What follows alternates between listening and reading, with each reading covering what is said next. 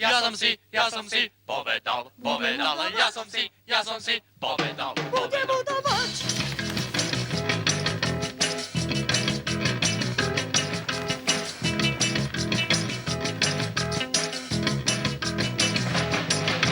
Chceme teda informačne? Všetky sa ma pýtajú. Zdravím zo Slováckeho divadla. Pripravili sme pre vás cyklus workshopov, dramaticko-edukačných programov s názvom Divadlo ve škole.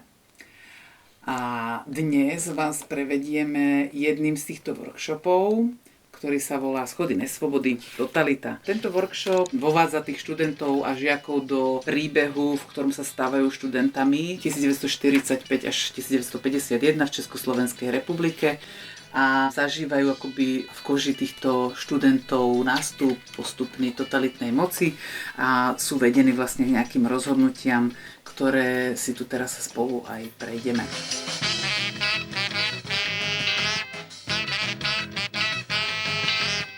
Workshopy sú pripravené metódou dramatickej edukace, konkrétne ide o procesní drama a iba stručne si skúsime povedať nejaké akoby také hlavné zásady práce s touto metodou, teda aby sa tí študenti ako cítili v bezpečí, aby ideálne mali možnosť z toho vystúpiť, aby tam bol princíp tej dobrovoľnosti a aby ten názor mohli formulovať za postavu, čo im umožňuje vlastne nebyť posudzovaní a prezentovať tie názory bez toho, aby ako boli ohrození oni sami, že hodnotí niekto ich. Ide vlastne vždy o nejakú ako modelovú alebo fiktívnu situáciu. A to, prečo to funguje, je, pretože ten zážitok, ktorý majú v tejto modelovej situácii, sa stáva vlastne vďaka tomu, že si ho aj spolu zreflektujú, sa stáva ich skúsenosťou. A tá skúsenosť bez ohľadu na to, že či bola získaná v modelovej situácii alebo v reálnom živote, je stále skúsenosťou. A skúsenosť je najväčší učiteľ.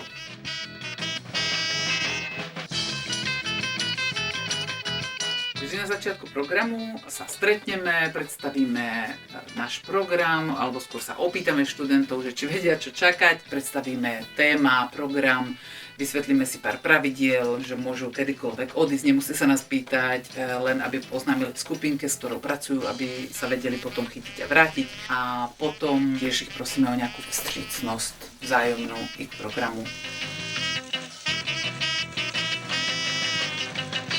Na úvod sa účastníci rozohrievajú hrou Molekuly, čo je celkom ako jednoduchá známa hra, tak ju väčšinou poznajú, pohybujú sa po priestore a na povedz lektora sa zlukujú čo najrýchlejšie do skupiniek podľa vyvolaného čísla. Keďže my tento program máme stanovený pre starších, tak v zápätí ako pochopia princíp hry, tak im to trochu sťažíme. Jelikož už se umíte držet za ramena, zkuste to udělat tak, abyste se v té skupině dotýkali všichni kotníkem, jo?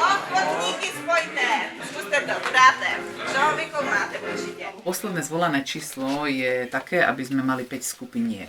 Úlohou týchto skupiniek bude, aby hľadali po priestore poschovávané papieriky, na ktorých sú napísané znaky režimov. Tie sú schované tak, že vlastne nič nemusia chytať, nič nadzvihovať, musia sa iba dívať a pohľadať a pozbierajú ich a donesú ich lektorovi. Aktivita trvá, pokiaľ sa nenájde všetkých 20 papierikov so znakmi režimov. Ako sú papieriky vyzbierané, tak spoločne celá skupina rozstredí tieto papiere, tie znaky režimov na 2 archy papierov. Na jednom je napísané totalita, na druhom demokracie a spoločne v diskusii sa rozhodujú, že či je to znak totality alebo demokracie. Představte si, opravdu vám doporučuji si zavřít oči. Představte si všichni, každý z vás, že vy jste ta studentka, která to píše, že sedíte u sebe v pokoji a píšete si do deníku tady tyhle slova. Úterý 30. ledna. Ďalšia aktivita nás vovedie už do príbehu, s ktorým budeme pracovať celý zvyšok programu. Lektor prečíta denník študentky Olivie a prezradí, že ona je rovnako stará ako všetci študenti a skúšajú sa spoločne dopátrať vlastne podľa toho, čo počuli, v akej dobe asi žila, prípadne aká bola. Tento denník vychádza z autentického denníku študenta zo 45. 1945. V reflexii si potom spoločne doplňa informácie, ktoré z toho textu dokázali vytiahnuť a tiež prípadne s lektor storytellingom doplní informácie, aká bola doba, čo sa u nás dialo, kto bol prezident. Jo, super.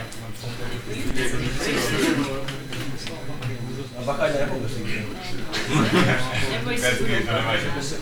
Hneď po tom rozhovore je jeden zo študentov vyzvaný, aby sa postavil k papieru, kde si obtiahneme siluetu, ktorá nám bude znázorňovať Oliviu, a potom v skupinkách dostanú za úlohu porozprávať si, aká asi podľa nich bola z toho, čo počuli, a vymyslieť 3 vlastnosti Olivie, ktoré si potom spoločne nalepíme na tento arch, aby nám tu bola takto znázornená v priebehu workshopu. Říkal, že je depresivní, kamarádská a nemocná. Tak, a poslední skupinku máme. Tady kluci, zkuste věnovat pozornost tady skupince. Jaké jsou 3 vlastnosti podle vás? Starostlivá, kamarádská a zamilovaná. Zamilovaná. A do koho je zamilovaná? Do toho kluka, nevím, Do jestli toho kluka. Možné to je. Tak uvidíme, jak se to vyvine. Spoločne sa všetci potom pokúsia vytvoriť obraz scénický s názvom Slovácko 1945. V tomto obraze budú mať za úlohu vlastne zobraziť rozpoltenú spoločnosť, ktorá vtedy bola. Dostanú k tomu navádzajúce listočky, na ktorých majú napísané vnitřní nepřítel, vnější nepřítel, odpůrce režimu nebo spolupracující s režimem, mlčící většina, elita, jakožto vedení státu. Tady tohle je elita, vy jste prorežimní občané, kdo jste vy, 14? Výborně, a vy vzadu, kdo jste? Po tomto živom obraze si ešte spoločne zaradia nový pojem, a to polarizace směřující k dehumanizaci, a spoločne si ho skúsia prideliť na ten náš arch totalita nebo demokracie. Zkusili by se nám to na tom příkladu říct, jak by se ta polarizace směřující k dehumanizaci vyjevila tady? Protože jakože elita, ti prostě stojí úplně jakoby nahoře a tady prostě jsou nějací odpůrci, všechny ty 2 skupiny mezi sebou mají konflikt, samozřejmě ti stojí s něma, tyhle ti se brání a tady ti nemají vůbec právo na názor. Takže polarizovanou vidíme ostrý úhel pro, ostrý úhel proti, a ta dehumanizace se nám propisuje hlavně kde, ve které skupině. Přesně. Študenti sa opäť posadia do pozícií ako pri poslechu denníku a cez ten denník lektor posúva znovu dej, oznámi im, že sa začalo oslobodzovať Hradište, a Nemci začali ustupovať a dozvedáme sa, ako na to reagovala Olivia aj s jej kamarátom Filipom. Donesl se k nám do Hradiště, že jsou ruští vojáci už blízko, u Uherského ostrova. Filipa napadlo, že se tam zajdeme podívat. V Kunovicích jsme natrefili na Němce a Filip po nich začal střílet z prachu. Těsně jsem se bála. Ten Filip je fakt pitomec. Jeden voják nás viděl, ale naštěstí nic neudělal. Tak, slyšeli jsme, co se děje. Zkusil by nám říct jednou větou někdo, co se děje momentálně? Po poslechu lektor vyzve študentov, aby si vyskúšali spolu vytvoriť takú situáciu tohto rána po oslobodení Uherského Hradišťa. Všetci spolu si predstavia, že je teda koniec vojny, vychádzajú na ulici ako Olivíni spolužiaci, zdravia sa, objímajú, tancujú dla ich už vôle a chuti, a dávame im k tomu aj hudobný doprovod, aby sa vytvorila tá správna nálada. Keď hudba prestane, tak ich poprosíme, aby zastali, a vlastne v tom ustrnutí vznikne taký obraz oslobodenia, oslav víťazstva. Keď sú v tom obraze, doplníme ďalšie informácie a opäť počúvajú v pozíciách v súsoši oslobodenia, počúvajú, čo sa dialo ďalej. Potom opäť prebieha krátka reflexia, postupne si zhrnú informácie, ktoré dokázali vyťahnuť z denníku, a na nástenku, ktorá je tam celú dobu s nami, lektor prilepuje portrét Edvarda Beneše. Tak jsme uviděli Sověty a v Kunovicích se uslavilo. Bylo to fantastické. Když jsem na kostele viděla vlád československou vlajku, rozplakala jsem se. V túto chvíľu sa všetci dostaneme spolu s Oliviou do jej školy, čiže na gymnázium v Uherskom Hradišti. v roku 1945. Máme tady svobodu, všechno je krásné a my, abychom nějak začali, kolegové vzadu, klasicky, že? Tak my, abychom nějak začali, tak si tady vyzdobíme naši nástěnku a každý z vás uděláte skupiny jako vždycky, si vymyslíte 3 hesla, co budeme dělat v naší nové krásné společnosti, jo? Dám příklad, třeba budeme hodně číst. To je skvělý cíl, ne? Tak, Olivie, co ještě budeme dělat? Budeme hodně cestovat. S Filipem už plánujeme od první třídy, že se podíváme do Francie, do Brazílie a do Londýna, na Moodyho Watersle. No, výborně, ale to bude prostě jenom věta, budeme cestovat, jo? Ale nemusíte to tak rozepisovat. Tak, Olivie, co ještě budeme dělat? To formuluješ, budeme, jo? Máme spoustu možností konečně. Budeme se moc radovat ze života, nebudeme muset mít strach. Ano, budeme se radovat, to je skvělé. Tak, teďka se dáte, žáci, no tak, dáte se do skupin jako obvykle a v těch skupinách vymyslíte 3 hesla, co budeme dělat, jo? Olivie rozdá papírky a vždycky tam bude budeme něco. A dáme si to hezky na tu nástěnku, podívejte, máme tam jenom tady pana prezidenta, tak určitě se nám tam bude něco hodit, jo?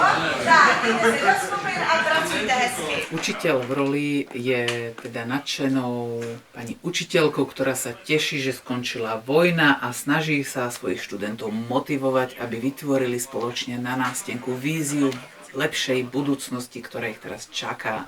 Všetci spoločne píšu heslá, nejaký taký spoločný manifest, každá skupinka aspoň 3 veci, ktoré budú robiť. Tak, co ty?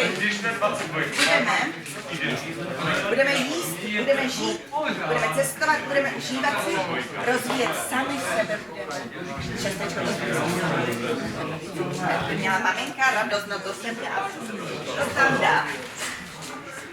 Tak. Tak, kdo dál má? A to mi krásně nahrává. Vy jste chtěli ten tanec, to je ale skvělý nápad, protože my teď máme co slavit. A rozhodně bychom si k tomu měli nacvičit nějakou sestavu,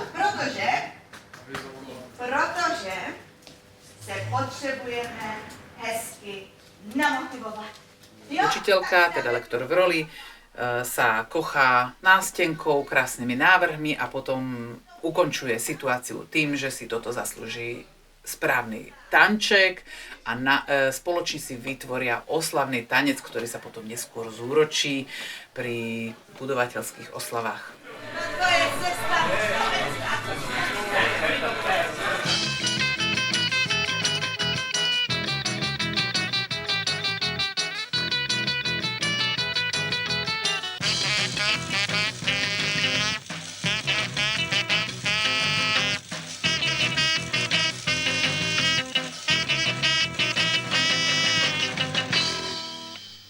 Je jaro, Olivie je ve 2. ročníku na střední škole, nově pouze 4letého gymnázia.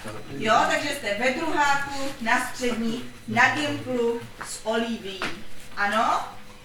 Tak, vydržte. Lektor uvedie, že sa v túto chvíľu tým tančekom posunuli v čase a dostávajú sa do roku 1949. Odkladá prezidenta Edvarda Beneša a na nástenku povesí Klementa Gottwalda. No, asi si ani nesedejte, to bude rychle. Tak, jsme na začátku nového ročníku, už jste ve 2, to už trošku si dáváte dokupy, ne? Že jo? No, trošku někteří ne. Tak nevadí. A teďka si myslím, že bychom si měli říct, protože se to blíží, i ta maturita se blíží, čím chcete být. Študenti sa znovu ocitajú v triede, v ktorej je Olivia a tentokrát prichádza lektorka v roli učiteľky, aby si žiakov vyspovedala, aké majú plány do budúcna. A skúšajú odpovedať za Oliviu, čiapka Olivie putuje a každý, kto má čiapku, povie, čo si vlastne myslí, že Olivia čím by všetkým chcela byť. Pretože Olivia je veľmi nerozhodná a možností má na výber veľmi veľa. Já bych chtěla být učitelka. Dobře. Učitelka, to je hezké, Olivie, že na nás myslíš, na pedagogy. Já bych chtěla být muzikant. Muzikantka, áno, to bude ten klarinet, výborne. Následne učiteľka v roli vyzve študentov, aby si vyzdobili nástenku lepšie, pretože príde riaditeľ sa pozrieť a nová doba vyžaduje aj novú výzdobu a všetci dostanú za úlohu namalovať krásne 5-cípe hviezdy. Tak, čest práci, žáci, a co ty záda, ja chci vidět tady vaše obličeje. Študenti začnú malovať, pravdepodobne aj svojimi perami, učiteľke sa to trochu nepozdáva, všetky im zabaví a rozdá im univerzálne rovnaké ceruzky. Píšte všetci modrým perom. A dostanete takové kolektívní pero. Iná farba nebude. To je jakási úplně západní průmyska tady s tím. Na chvíľu potom lektor vystúpi z role a vysvetlí pravidlá hry. Študenti musia kresliť hviezdu, keď sa učiteľka díva, a keď sa nedíva, môžu si na druhú stranu kresliť, čo chcú. Je to vlastne princíp hry Král nie je doma. Keď sa král pozerá, všetci poslúchajú, keď sa nepozerá, rebelujú. Tak, a ty chodíš na to máme dobře, já jsem říkala hvězdu, že máš dělat, ne? No, tak, a co ty tu máme průvody, chodíš? Chodíš? No výborně, kdo stojí na chodníku, zrazuje republiku, hoši.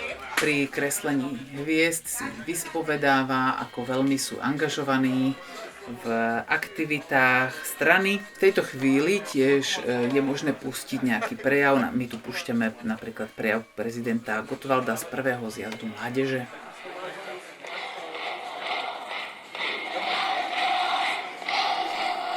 Lektor v roli pristihne nejakého študenta. Toho študenta si vyťahne za dvere, tam sa s ním potajme dohodne a potrestá ho. Študenti vo vnútri počujú údery a výkriky študenta, ktoré spolu študent a lektor zinscenujú za dverami.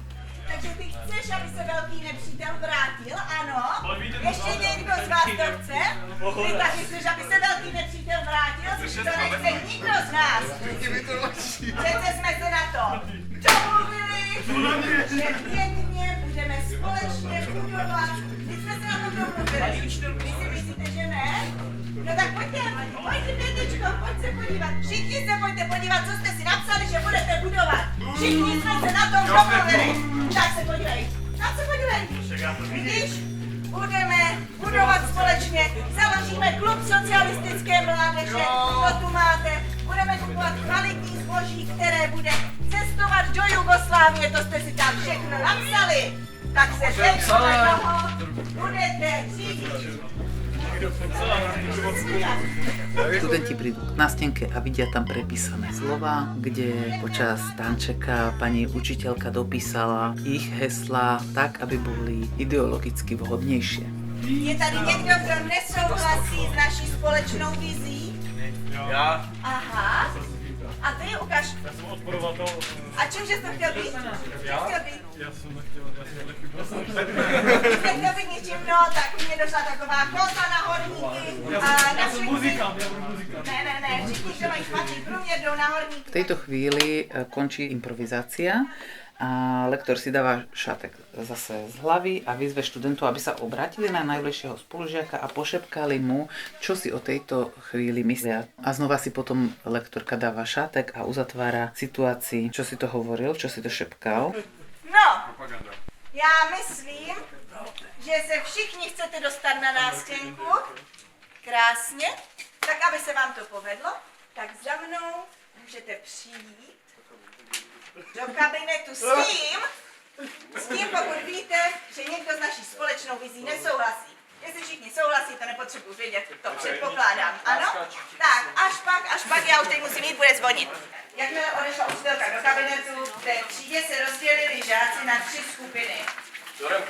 Měli tam 3 nějaké postoje k tomu, jestli jdou práskat do toho kabinetu nebo nejdou. Toto bola pomerne dlhá, poloimprovizovaná situácia, štrukturovaná a preto teraz prichádza na rad taká väčšia reflexia, všetci si posadajú do kruhu a skúsia si pospomínať, čo už v príbehu zažili, čo sa stalo a ako sa v tom za tú postavu cítili. V storytellingu lektor doplňa informácie o postavách príbehu a tiež si v túto chvíľu zaradia pojmy, ktoré sa v príbehu objavili. Už vám Olivie určitě říkala, že se blíží oslavy čeho?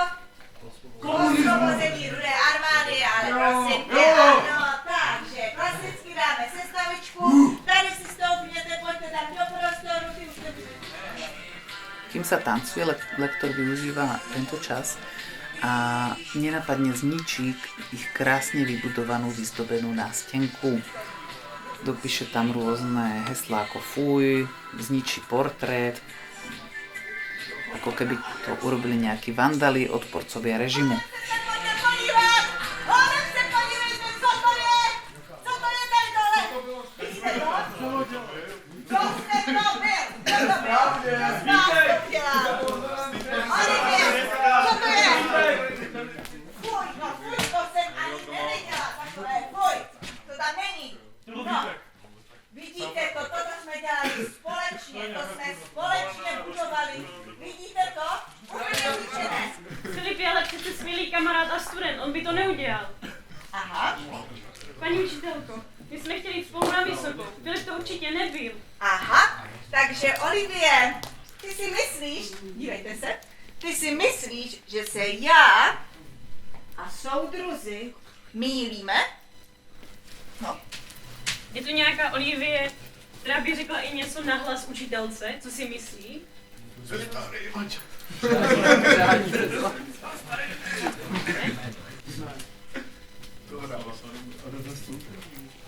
teď si zreflektujeme, co se stalo. Kdo si myslíte, že to udělal? Filip, ne? Fakt si myslíte, že to byl Filip? Učitelka to Olivie. udělala. Ta Učitelka, protože ho chtěla vyhodit. No, takže měla důvod jaký? Že vlastně dělala vevnitř vás vnitřního nepřítele, že jo? Že se ho snažila prostě označit. A postřehli jste tu narážku s jeho otcem? A co se- imperialista.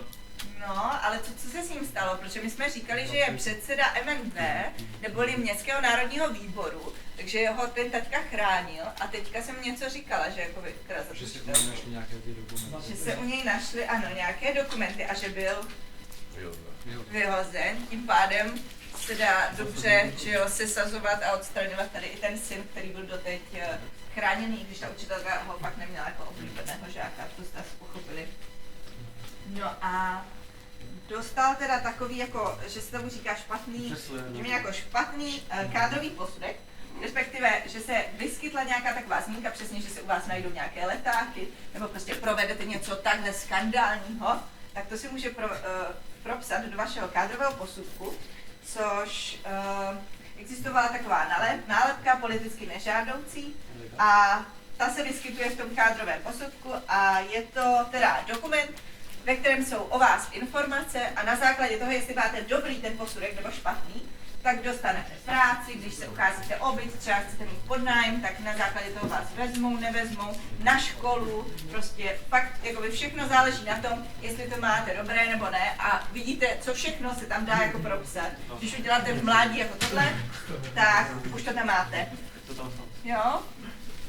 Opäť začíname krátkým storytellingom. Lektor prezradí, že v deň, kedy Filipa, Olivieho kamaráta, vylúčili zo školy, dostala Olivia od neho odkaz, aby s ním utekla do zahraničia.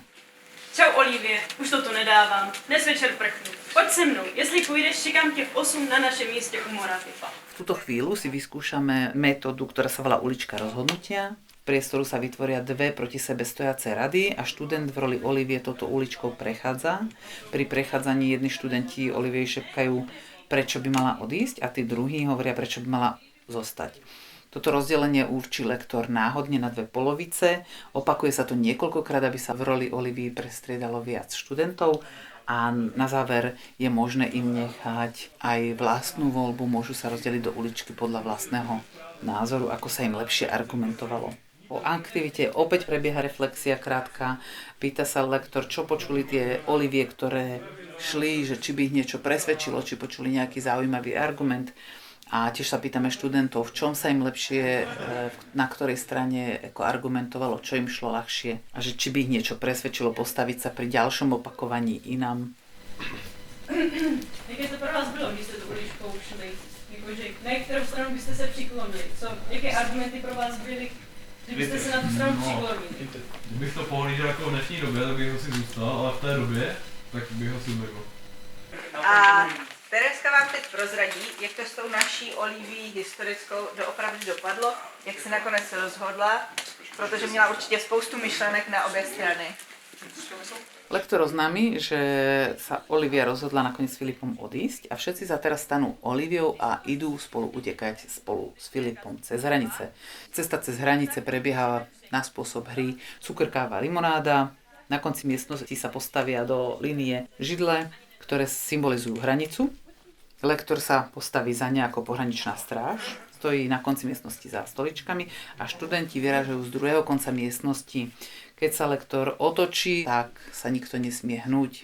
Ak by sa niekto pohol a lektor ho videl, odstraňuje sa jedna stolička z línie. Ak sú odstranené všetky stoličky z línie, skôr než študenti prídu, znamená to, že útek sa im nepodaril. Hra pokračuje, avšak lektor nedopustí, aby vlastne došla konca. Tesne pred príchodom k hranici preruší hru, preberá kostýmový znak Filipa a v roli Filipa im oznámi, že strátil Filip občianku a musí sa pre ňu vrátiť. Nech Olivia chvíľu v lese počká, že hneď je naspäť.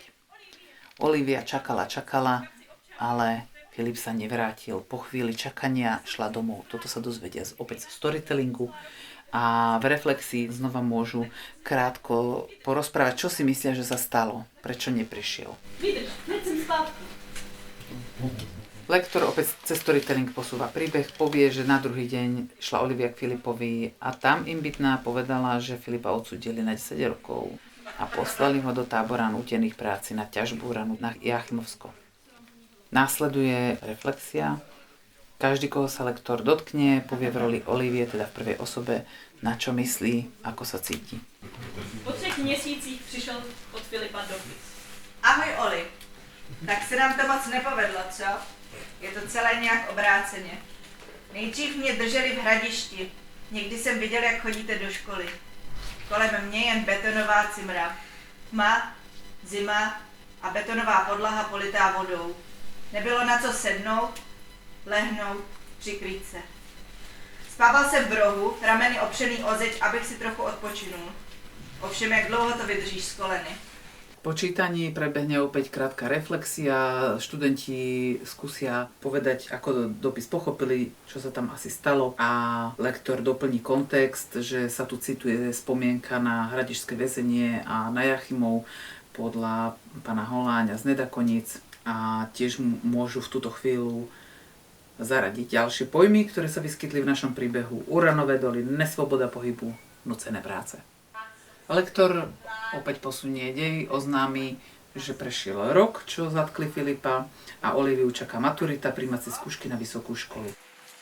Přece jenom přihlášky na vysoké školy budeme odesílat dneska, tak jak jste mi je dali. Ale protože je to tak blízko, tak než se tahle věc uskuteční, mám pro vás, jenom pro vás, takové překvapení. Už jste plnoletí a ještě jednou připomínám, dneska odesíláme ty přihlášky na vysokou školu. Mám tady pro vás list, na který se mi určitě všichni rádi podepíšete a je to nabídka ke vstupu do strany. Pro vás, jenom pro vás. Tak, půjdete za mnou, kdo se budete chtít podepsat, nemusíte se asi moc rozmýšlet, že? Tak, taková nabídka dneska. No?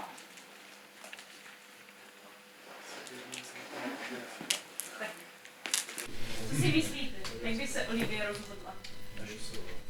Potom sú všetci študenti vyjaviť svoj postoj opäť na ose rozhodnutia, takže sa musia v triede opäť rozhodnúť, či by podpísali za Oliviu alebo nepodpísali. Potom lektor opäť sa prejde medzi študentami a na neutrálny dotek, čiže na rameno, môžu v prvej osobe za Oliviu zdieľať, prečo stoja tam, kde stoja. Taková krásná nabídka, jenom dneska. Aktivita končí opäť storytellingom, kedy učiteľka porozpráva, ako to prebiehalo reálne v tej našej triede, že v 51. takmer polovica študentov z kádrových dôvodov na Uhersko-Hradišskom gymnáziu vôbec nebola pripustená k maturite. Takže nie je vôbec jasné, či Olivia k maturite vôbec šla a zda podepsala alebo ne. Už mohlo byť skoro jedno. Poslednou aktivitou našeho workshopu sú schody nesvobody. Znaky narastajúcej totality, ktorými sme prešli v príbehu, máme zvlášť na listoch, ktoré rozmiestnime na zem. Študenti sa postavia do línie jednej a vždy na výzvu lektora urobia krok na ďalší schod nesvobody. A tieto kroky robia opäť v roli Olivie. Vždy sa povie jeden znak režimu, alebo znak prichádzajúcej totality. A pokiaľ si študenti myslia, že by Olivia s týmto znakom súhlasila, urobia krok k ďalšiemu schodu nesvobody. Lektor číta tieto kroky pomerne manipulatívne a trošku propagandisticky a žiaci sa majú za úlohu zastaviť až v tej chvíli, ak nesúhlasia natoľko, že by boli ochotní protestovať a výjsť do ulic. Pokiaľ nie, tak majú krok urobiť. Dalším krokem v našem postupu je určitě svrhnutí starého systému a tvorba systému nového, protože v tamtom nám bylo špatně, potřebujeme jeden svrhnout a vytvořit nový. Takže si vytvoříme nový systém, do kterého vkládáme vlastní vizi toho lepšího, jako připsaní na nástěnku. Pamatujete, co budeme dělat, co lepšího. Souhlasíte? Je to dobrý krok? Super. Každý študent teda má svoju vlastnú verziu Olivie a každá Olivia postupuje inak podľa toho, ako ju vidí konkrétny študent. Nemusia sa snažiť konať jednotne. Po poslednom kroku sú študenti vyzvaní, aby sa zastavili, aby sa obzreli za sebou a uvedomili si vlastne, kam až ich Olivia zašla. A skúsili si zodpovedať sami pre seba, prečo zašli až tam, kam zašli. V túto chvíľu tiež lektor prizná, že áno, čítal tie kroky mierne manipulatívne, tak ako by ich čítala vláda, ktorá sa snaží v tú chvíľu totalitu presadiť. Píšte všetci modrým perom.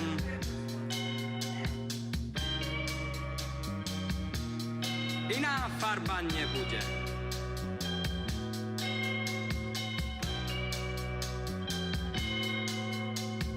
Píšte všetci modrým perom, iná farba nebude. Píšte všetci modrým perom, iná farba nebude.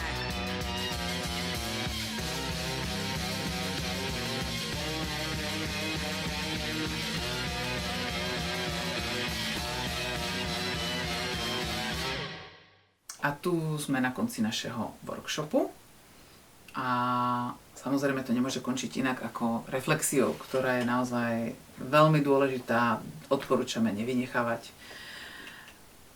V túto chvíľu si študenti spolu s lektorom sa posedia do kruhu a skúsia si pomenovať, zreflektovať celé dianie. My to členíme do 4 asi blokov túto reflexii. Prvá časť je pomenovanie chýb našeho alebo našich postav. Skúsime si povedať, že či mohli postavy niekedy urobiť niečo lepšie, či mohli konať v nejakú chvíľu inak, či bola nejaká chvíľa, kedy ešte mohli niečo zmeniť, aby to nedošlo vlastne k takému nepríjemnému koncu. V túto chvíľu nepodsúvame žiadne názory, môžeme iba povedať, že z historického hľadiska vždy je tu dôležitý faktor, proste strach a obava zo straty bezpečia, ktorá naozaj v tú chvíľu ľudí zväzuje. Druhá časť reflexe spočíva v doplnení faktov, iba veľmi krátko doplníme, že nie všetci pedagógovia boli takíto zlí, samozrejme presne takisto je to iba naša jedna z možností, ako to mohlo vyzerať, ale nemuselo. A vysvetlíme tu tiež prípadne to užitie anachronickej hudby, ktorá nespadala do tohto obdobia. Spartakiádna hudba bola použitá skôr ako znak predzvesti budúcich Spartakiád. Prvá prebehla až v roku 55. Tam sme my v našom príbehu nedošli. Ak ste použili v workshope aj projev Klementa Gottwalda, tak v tejto chvíli je možné doplniť, že v nahrávke bol odkaz na proces s Miladou Horákovou, ktorú odsúdili na smrť deň po tomto zjazde, na ktorom bol tento prejav zaznamenaný.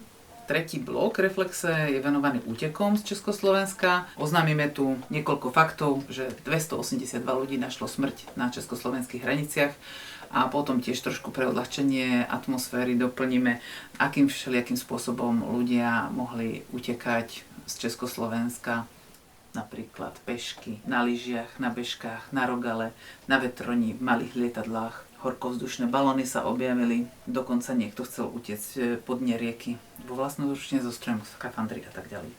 Posledná časť, tá najdôležitejšia, je reflexia zážitku. V túto chvíľu majú priestor žiaci, aby zreflektovali, kde cítili najsilnejší moment toho workshopu, kde sa prípadne cítili nepríjemne. Je dôležité im dať tento priestor to ponechať v triede, aby si tu neodnášali ten zlý pocit so sebou domov. A je tu priestor otvoriť diskusiu, či takáto forma ich bavila, čo ich z toho napríklad najviac zaujalo, či si nejaké fakty myslia, že zapamätajú a tak ďalej. Je to tiež dobrá spätná väzba aj pre toho pedagóga, ktorý ten workshop realizuje, pretože každý v sebe prežíva ten workshop nejakým spôsobom a my ako lektori alebo ako pedagógovia nevidíme, čo sa vo vnútri odohráva, ale práve v tejto reflexii často my objavujeme, že sa tam toho odohrávalo veľmi veľa, aj keď to nebolo vidieť napríklad niekedy. A tu v tej reflexii sa to v podstate aj my dozvieme, čiže je to aj pre nás taká spätná väzba, že čo prešlo, čo neprešlo. A nakoniec, ak máte veľa času, alebo je ešte veľa, chcete s týmto stráviť ešte trochu času, tak je možné tieto isté kroky, tie schody neslobody si prejsť aj ako historicky, treba k jednotlivým krokom priradiť jednotlivé udalosti v iných štátoch, kde je možné tieto znaky pozorovať. Konkrétne príklady môžete nájsť v prílohe Výstup po schodech neslobody, cizí státy. Proste kto neví, si to nájde. Tam, chápete? Ja som si povedal, ja som si povedal. Budem udávať.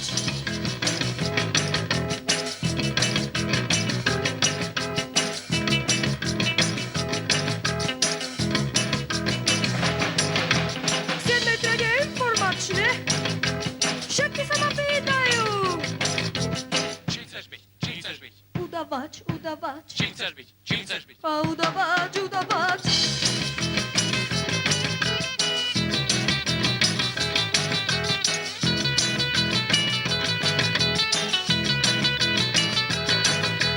Udávanie, to je môj koníček. Udám všetko, to bude môj klavíček.